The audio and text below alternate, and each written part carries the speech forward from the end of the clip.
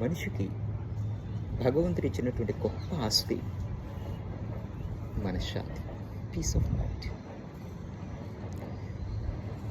కోట్లాది రూపాయల ఆస్తి, అందం, ఐశ్వర్యం, బలం, బలగం ఎన్ని ఉన్నా మనశ్శాంతి చాలా గొప్పది. ఎందుకంటే ఒక్కొక్కసారి కొద్దిపాటి మనశ్శాంతి కోసం మనిషి వీటన్నిటిని వదులుకోవడానికి సిద్ధపడతాడు. వీటన్నిటితో పాటు మనశ్శాంతిని పొందటం ఎలా తెలుసుకోగలిగితేనే జీవితానికి నిజమైనటువంటి అర్థం. జీవితం గడుస్తున్న కొద్దిమందికి నిరాసక్తగా ఉంటే కొంతమందికి జీవితం ఎంతో అందంగా ఉంటుంది. ఆ తేడా ఇక్కడే ఉంటుంది.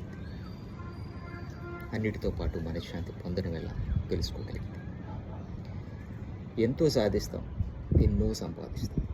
కొద్దిపాటి మనశ్శాంతి కోసం అన్నీ వదులుకోవడానికి సిద్ధపడతాం. నిజంగా మనిషి తన హృదయం మీద పరుచుకున్నటువంటి అందమైనటువంటి పొర తొలగించి చూస్తే మనశ్శాంతి కోసం అతడు పడుతున్నటువంటి తపనేంటో మనకు అర్థమవుతుంది.